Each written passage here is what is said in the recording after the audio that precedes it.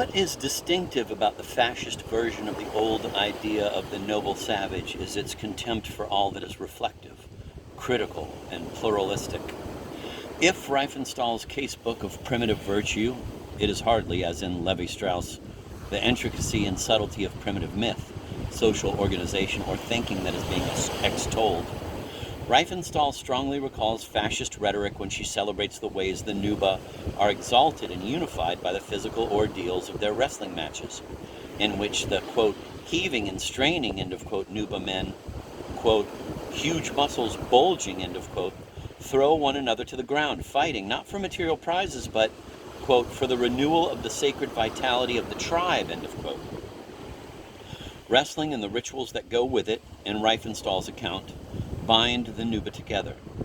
Wrestling, quote, is the expression of all that distinguishes the Nuba way of life. Wrestling generates the most passionate loyalty and emotional participation in the team's supporters, who are, in fact, the entire non-playing population of the village.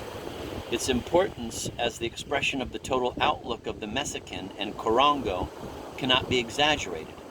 It is the expression in the visible and social world of the invisible world of the mind and of the spirit.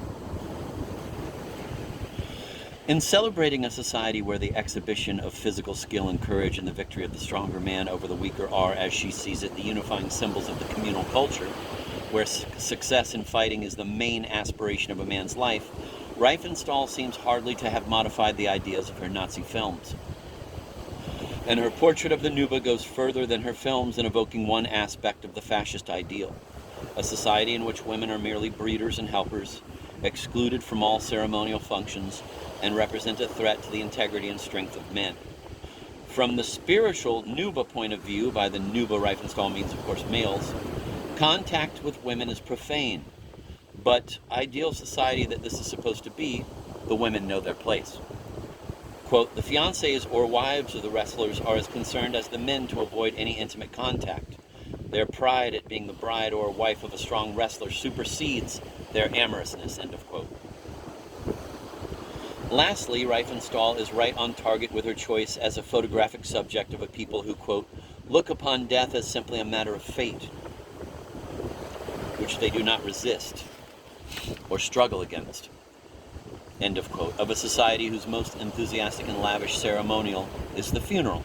Viva la muerte.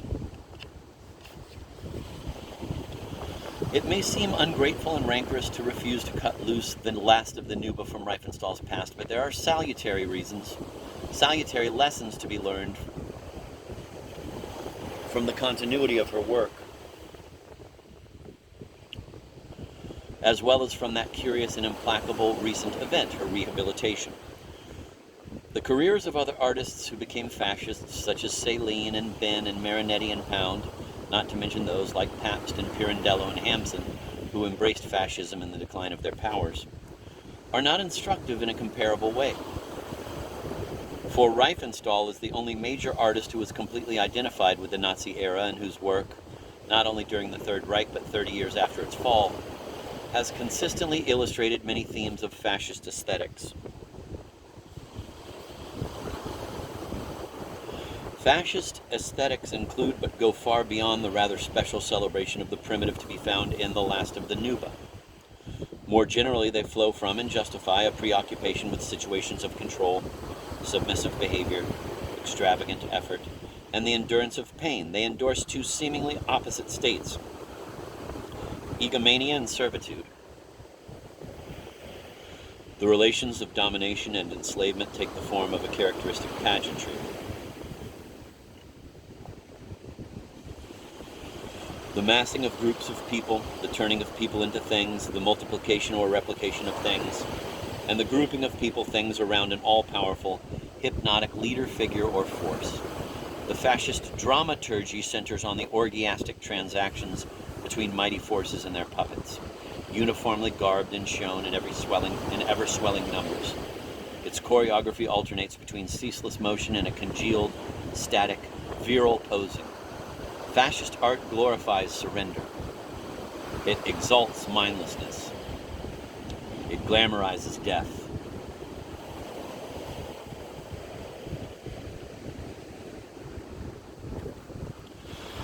Such art is hardly confined to works labeled as fascist or produced under fascist governments. To cite films only, Walt Disney's Fantasia, Busby Berkeley's The Gang's All Here, and Kubrick's 2001 also strikingly exemplify certain formal structures and themes of fascist art.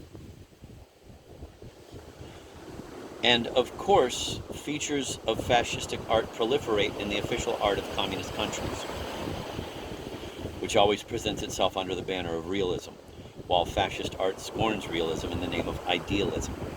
The tastes for the monumental and for mass obeisance to the hero are common to both fascist and communist art, reflecting the view of all totalitarian regimes that art has the function of immortalizing its leaders and doctrines.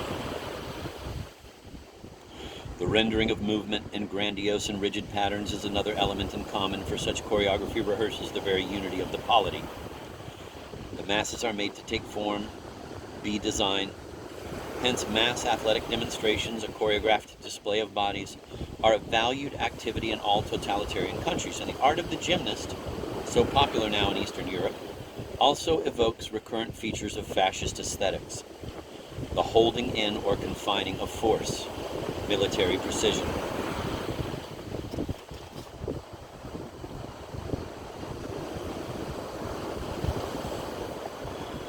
In both fascist and communist politics, the will is staged publicly, in the drama of the leader and the chorus. What is interesting about the relation between politics and art under National Socialism is not that art was subordinated to political needs, for this is true of dictatorships both of the right and of the left, but that politics appropriated the rhetoric of art. Art in its last romantic phase. Politics is, quote, the highest and most comprehensive art there is, end of quote, Goebbels said in 1933. And we who shape modern German policy feel ourselves to be artists. The task of art and the artist being to form, to give shape, to remove the diseased and create freedom for the healthy, end of quote. What is interesting about art under National Socialism are those features which make it a special variant of totalitarian art. The official art of countries like the Soviet Union and China aims to expound and reinforce a utopian morality. Fascist art displays a utopian aesthetics, that of physical perfection. Painters and sculptors under the Nazis often depicted the nude, but they were forbidden to show any bodily imperfections. Their nudes look like pictures in physique magazines, pin-ups which are both sanctimoniously asexual and, in a technical sense, pornographic, for they have the perfection of a fantasy. Riefenstahl's promotion of the beautiful and the healthy, it must be said, is much more sophisticated than this, and never witless as it is in other Nazi visual art. She appreciates a range of bodily types. In matters of beauty, she is not racist, and in Olympia, she does show some effort and strain with its attendant imperfections, as well as stylized, seemingly effortless exertions, such as diving in the most admired sequence of the film.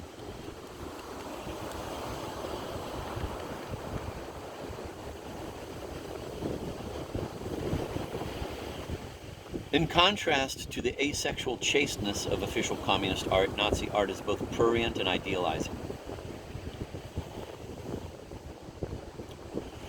A utopian aesthetics, physical perfection, identity as a biological given, implies an ideal eroticism, sexuality converted into the magnetism of leaders and the joy of followers.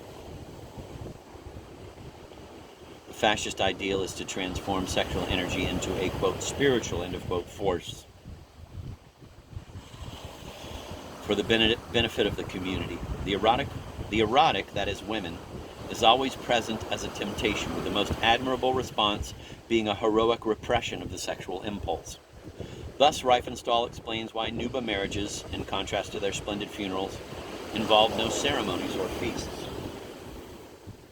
Quote, a Nuba man's greatest desire is not union with a woman, but to be a good wrestler, thereby affirming the principle of abstemiousness. The Nuba dance ceremonies are not sensual occasions, but rather festivals of chastity, of containment of the life force. Fascist aesthetics is based on the containment of vital forces. Movements are confined, held tight, held in. Nazi art is reactionary, defiantly outside the century's mainstream of achievement in the arts. But just for this reason, it has been gaining a place in contemporary taste.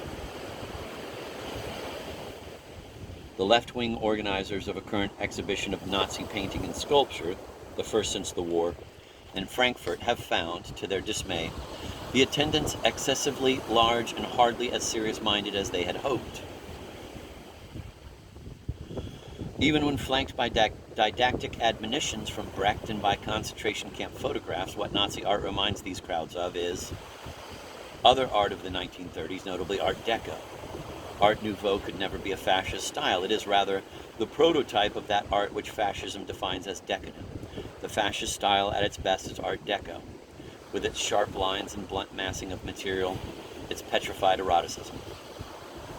The same aesthetic responsible for the bronze colossi of Arno Breker, Hitler's and briefly Cocteau's favorite sculptor, and of Joseph Thorak also produced the muscle-bound Atlas in front of Manhattan's Rockefeller Center and the faintly lewd monument to the fallen doughboys of World War I in Philadelphia's 30th Street Railroad Station.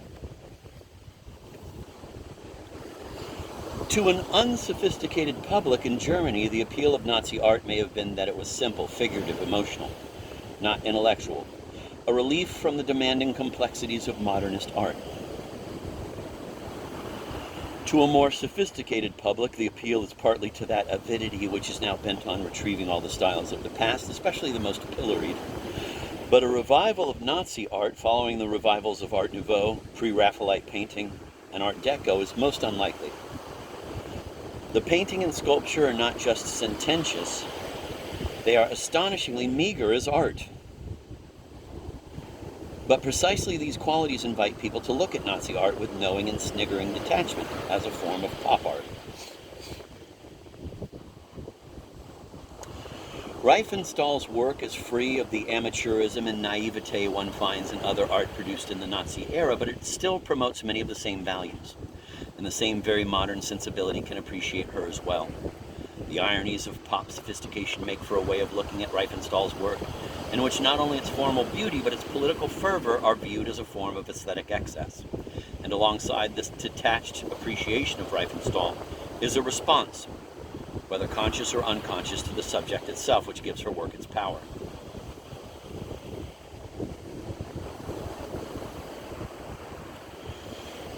Triumph of the Will and Olympia are undoubtedly superb films. They may be the two greatest documentaries ever made.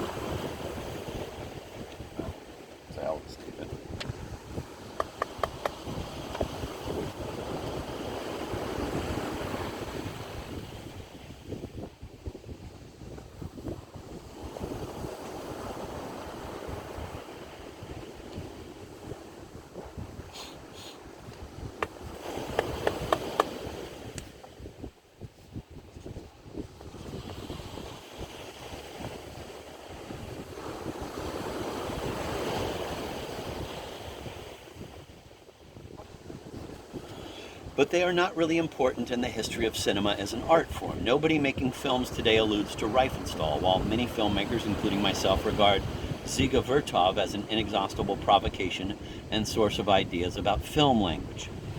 Yet it is arguable that Vertov, the most important figure in documentary films, never made a film as purely effective and thrilling as Triumph of the Will or Olympia. Of course, Vertov never had the means at his disposal that Riefenstahl had. The Soviet government's budget for propaganda films in the 1920s and early 30s was less than lavish.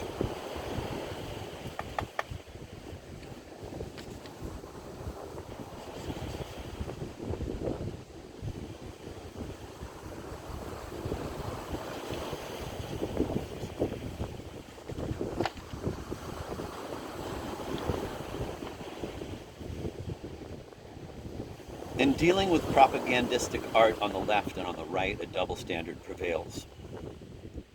Few people would admit that the manipulation of emotion in Vertov's later films and in Riefenstahl's provides similar kinds of exhilaration. When explaining why they are moved, most people are sentimental in the case of Vertov and dishonest in the case of Riefenstahl. Thus, Vertov's work evokes a good deal of moral sympathy on the part of his cinephile audience all over the world, people consent to be moved. With Riefenstahl's work, the trick is to filter out the noxious political ideology of her films, leaving only their aesthetic merits. Praise of Vertov's films always presupposes the knowledge that he was an attractive person and an intelligent and original artistic thinker. Eventually crushed by the dictatorship which he served. And most of the contemporary audience for Vertov, as for Eisenstein and Pudovkin, assumes that the film propagandists in the early years of the Soviet Union were illustrating a noble idea, however much it was betrayed in practice. But praise of Riefenstahl has no such recourse, since nobody, not even her rehabilitators, has managed to make Riefenstahl seem even likable, and she is no thinker at all.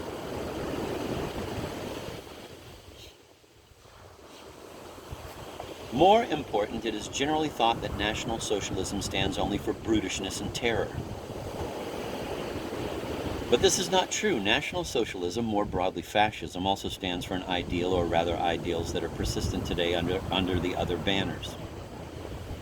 The ideal of life as art, the cult of beauty, the fetishism of courage, the dissolution of alienation in ecstatic feelings of community, the repudiation of the intellect, the family of man under the parenthood of leaders. These ideals are vivid and moving to many people, and it is dishonest as well as tautological to say that one is affected by Triumph of the Will and Olympia only because they were made by a filmmaker of genius. Riefenstahl's films are still effective because, among other reasons, their longings are still felt, because their content is a romantic ideal to which many continue to be attached, and which is expressed in such diverse modes of cultural dissidence and propaganda for new forms of community as the youth rock culture, primal therapy, anti-psychiatry, third world camp following, and belief in the occult. The exaltation of community does not preclude the search for absolute leadership. On the contrary, it may inevitably lead to it. Not surprisingly, a fair number of the young people now prostrating themselves before gurus and submitting to the most grotesquely autocratic discipline are former anti-authoritarians and anti-elitists of the 1960s.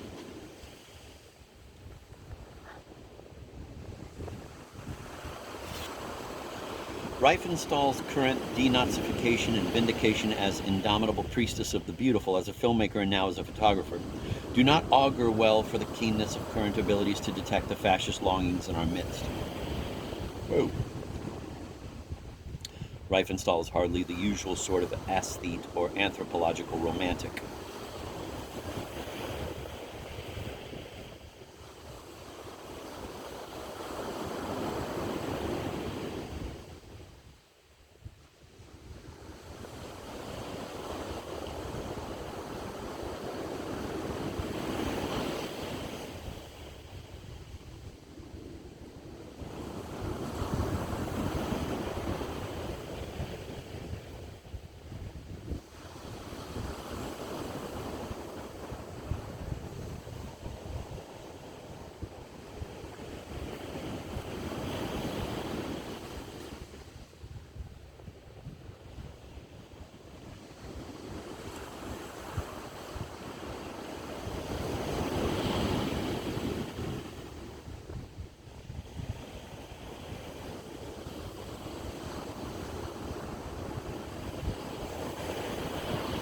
That is a cute bikini.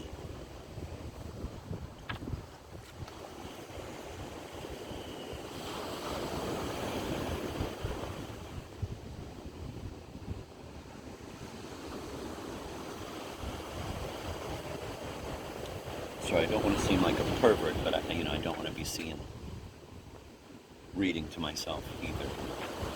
I look like a crazy troll under a bridge.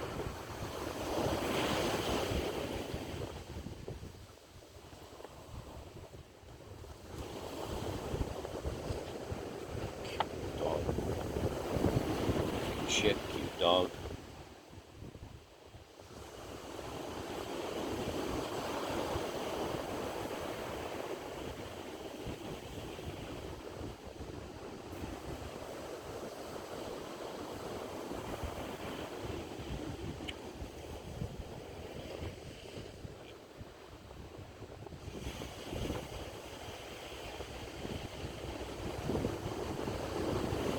All right, where was I?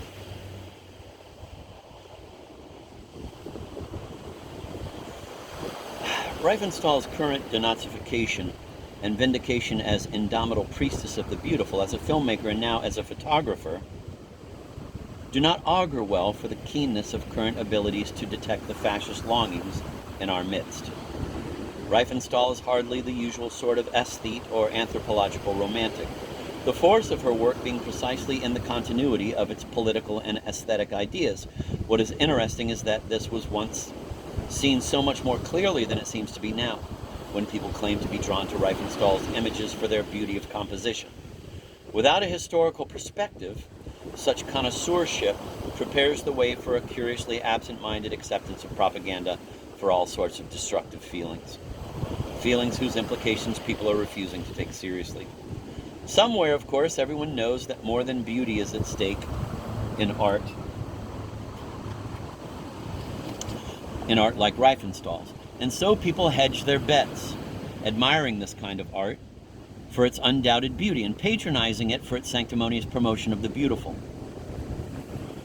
Backing up the solemn, choosy, formalist appreciations lies a larger reserve of appreciation, the sensibility of camp, which is unfettered by the scruples of high seriousness. And the modern sensibility relies on continuing trade-offs between the formalist approach and camp taste.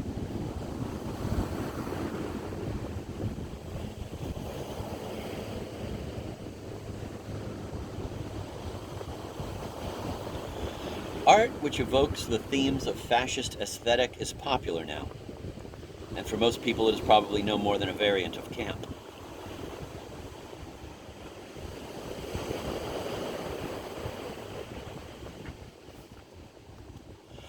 Fascism may be merely fashionable, and perhaps fashion with its irrepressible promiscuity of taste will save us. But the judgments of taste themselves seem less innocent. Art that seemed eminently worth defending 10 years ago as a minority or adversary taste no longer seems defensible today, because the ethical and cultural issues it raises have become serious, even dangerous, in a way they were not then. The hard truth is that what may be acceptable in elite culture may not be acceptable in mass culture.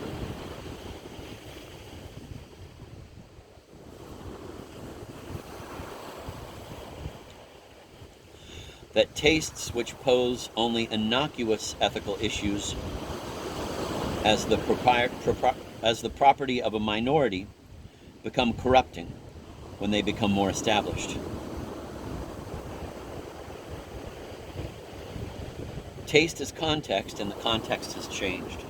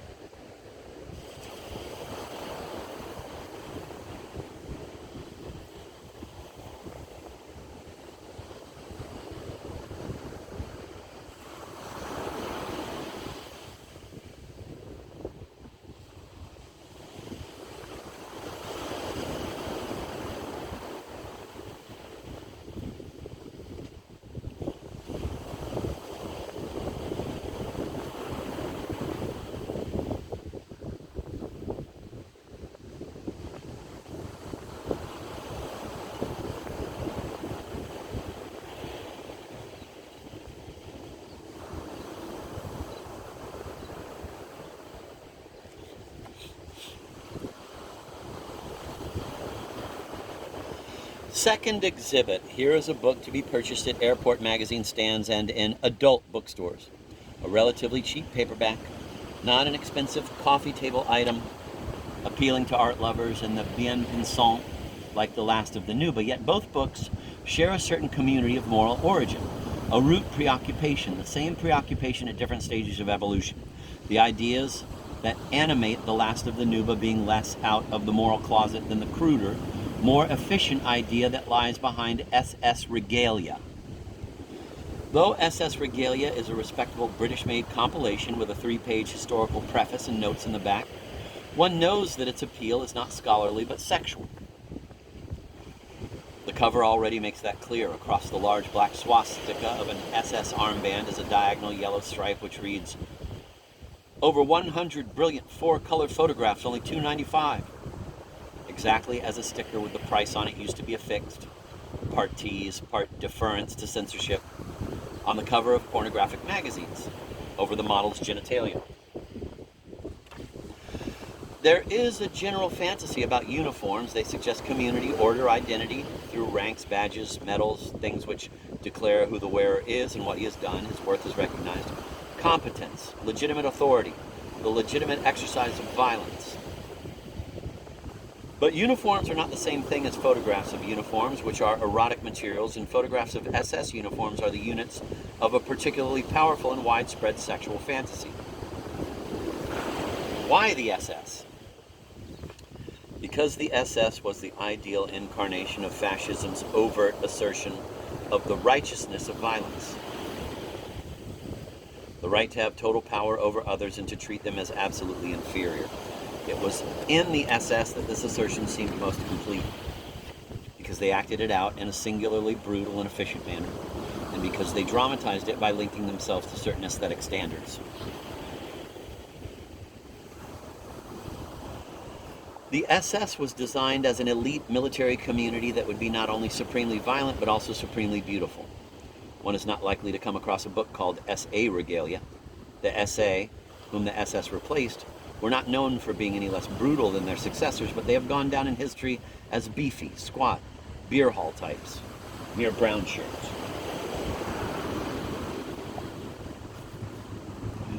SS uniforms were stylish, well cut with a touch but not too much of eccentricity. Compare the rather boring and not very well cut American Army uniform: jacket, shirt, tie, pants, socks, and lace-up shoes. Essentially civilian clothes, no matter how bedecked with medals and badges. SS uniforms were tight, heavy, stiff, and included gloves to confine the hands and boots that made legs and feet feel heavy, encased, obliging their wearer to stand up straight. As the back cover of SS Regalia explains, quote, "The uniform was black, a color which had important overtones in Germany. On that, the SS wore a vast variety of decorations, symbols, badges to distinguish rank, from the collar runes to the death's head. The appearance was both dramatic and menacing.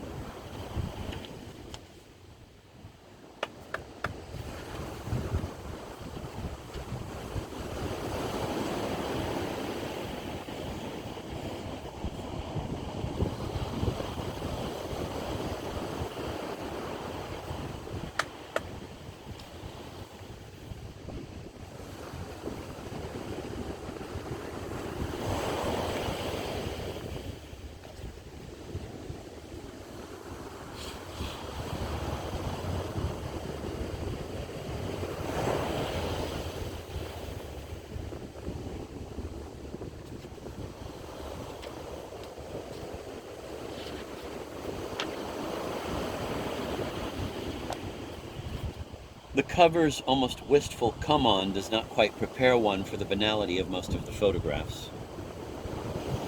Along with those celebrated black uniforms, SS troopers were issued almost American Army-looking khaki uniforms and camouflage ponchos and jackets. And besides the photographs of uniforms, there are pages of collar patches, cuff bands, chevrons, belt buckles, commemorative badges, regimental standards, trumpet banners, field caps, service medals, shoulder flashes, permits, passes, few of which bear either the notorious runes or the death's head, all meticulously identified by rank, unit, and year and season of issue. Precisely the innocuousness of practically all of the photographs testifies to the power of the image. One is handling the breviary of a sexual fantasy. For fantasy to have depth, For fantasy to have depth, it must have detail. What, for example, was the color of the travel permit an SS sergeant would have needed to get from Trier to Lubeck in the spring of 1944?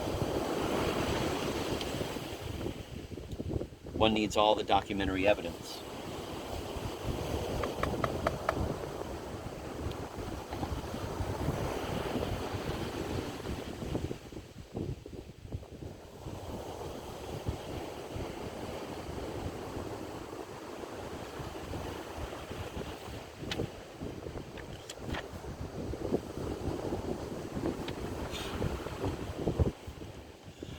If the message of fascism has been neutralized by an aesthetic view of life, its trappings have been sexualized.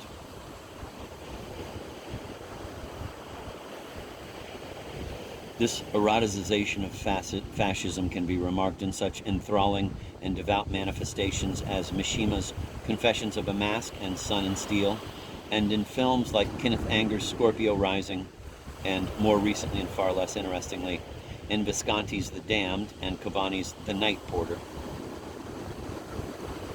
The solemn eroticizing of fascism must be distinguished from a sophisticated playing with cultural horror, where there is an element of the put-on. The poster Robert Morris made for his recent show at the Castelli Gallery is a photograph of the artist naked to the waist, wearing dark glasses, what appears to be a Nazi helmet, and a spiked steel collar, attached to which is a stout chain which he holds in his manacled, uplifted hands. Morris is said to have considered this to be the only image that still has any power to shock, a singular virtue to those who take for granted that art is a sequence of ever-fresh gestures of provocation. But the point of the poster is its own negation. Shocking people in the context also means inuring them, as Nazi material enters the vast repertoire of popular iconography, usable for the ironic commentaries of pop art. Still, Nazism fascinates in a way other iconography staked out by the pop sensibility, from Mao Zedong to Marilyn Monroe, does not. No doubt some part of the general rise of interest in fascism can be set down as a product of curiosity. For those born after the early 1940s, bludgeoned by a lifetime's palaver, pro and con, about communism, it is fascism, the great conversation piece of their parents' generation, which represents the exotic, the unknown. Then there is a general fascination among the young with horror, with the irrational. Courses dealing with the history of fascism are, along with those on the occult, including vampirism, among the best attended these days on college campuses.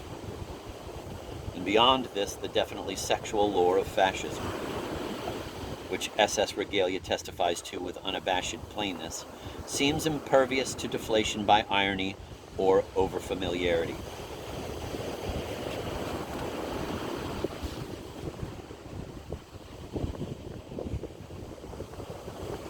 In pornographic literature, films, and gadgetry throughout the world, especially in the United States, England, France, Japan, Scandinavia, Holland, and Germany, the SS has become a referent of sexual adventurism. Much of the imagery of far-out sex has been placed under the sign of Nazism. Boots, leather, chains, iron crosses on gleaming torsos, swastikas along with meat hooks and heavy motorcycles, have become the secret and most lucrative paraphernalia of eroticism. In the sex shops, the baths, the leather bars, the brothels, people are dragging out their gear. But why? Why has Nazi Germany, which was a sexually repressive society, become erotic? How could a regime which persecuted homosexuals become a gay turn-on?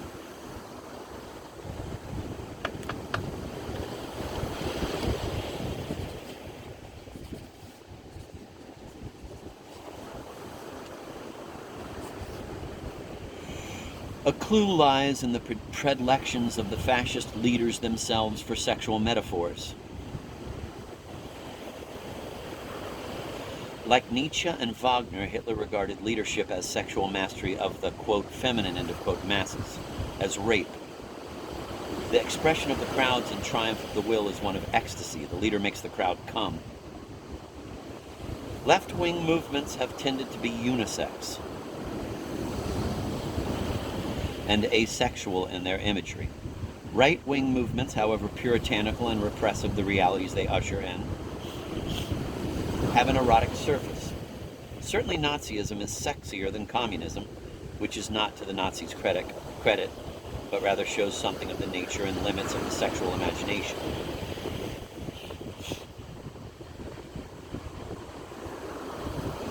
Of course, most people who are turned on by SS uniforms are not signifying approval of what the Nazis did, if indeed they have more than the sketchiest idea of what that might be. Nevertheless, there are powerful and growing currents of sexual feeling, those that generally go by the name of sadomasochism, which make playing at Nazism seem erotic. These sadomasochistic fantasies and practices are to be found among heterosexuals as well as homosexuals, although it is among male homosexuals that the eroticizing of Nazism is most visible. SM, not swinging, is the big sexual secret of the last few years.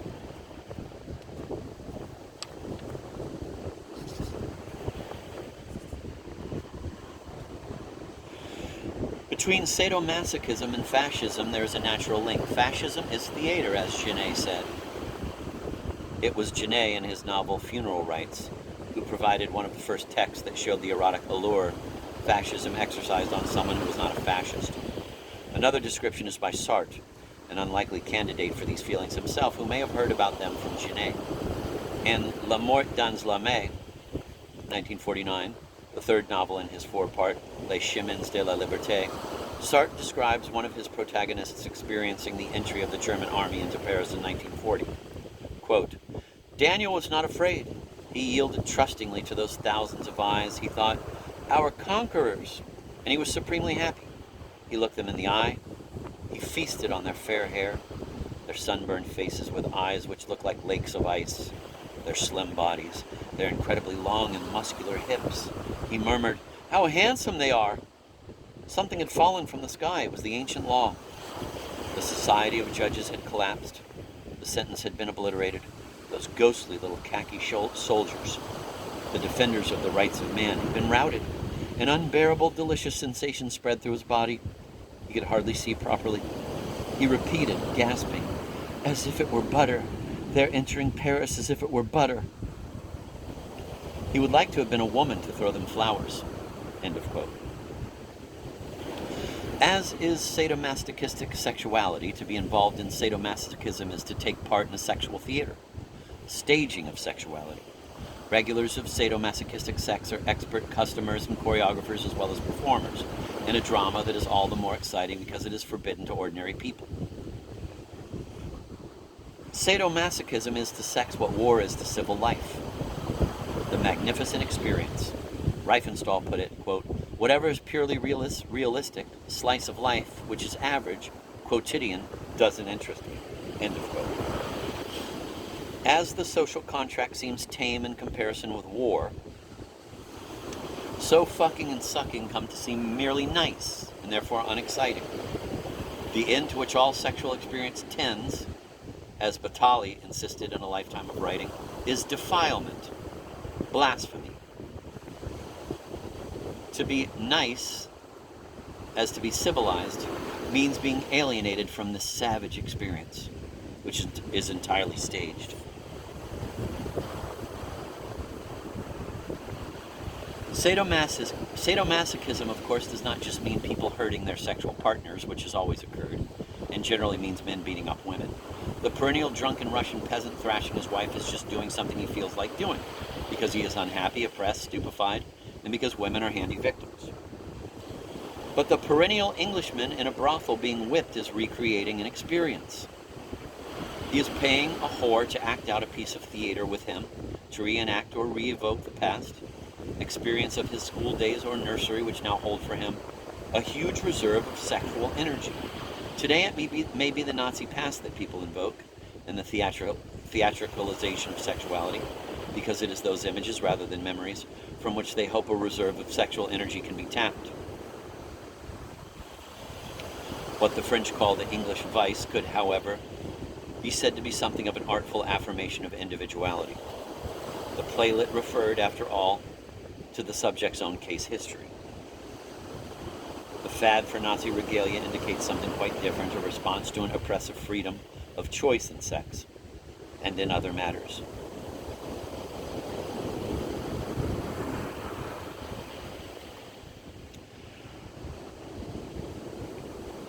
I'm going to read that sentence again. The fad for Nazi regalia indicates something quite different, a response to an oppressive freedom of choice in sex and in other matters, to an unbearable degree of individuality, the rehearsal of enslavement rather than its reenactment. The rituals of domination and enslavement being more and more practiced, the art that is more and more devoted to rendering their themes, are perhaps only a logical extension of an affluent society's tendency to turn every part of people's lives into a taste, a choice, to invite them to regard their very lives as a lifestyle. In all societies up to now, sex has mostly been an activity, something to do without thinking about it. But once sex becomes a taste, it is perhaps already on its way to becoming a self-conscious form of theater, which is what sadomasochism is about. form of gratification that is both violent and indirect. Very mental. Sadomasochism has always been the furthest reach of the sexual experience.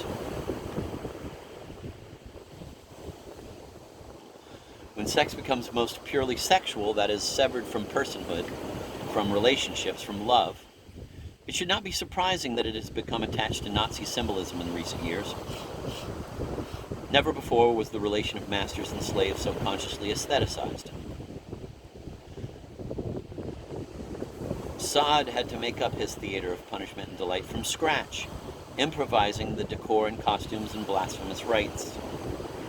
Now there is a master scenario available to everyone. The color is black. The material is leather. The seduction is beauty.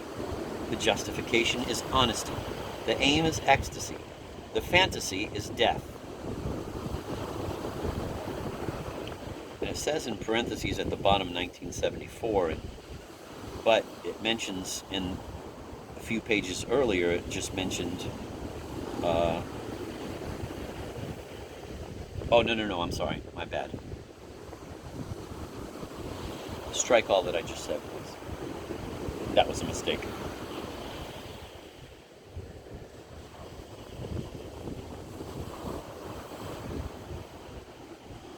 "1974.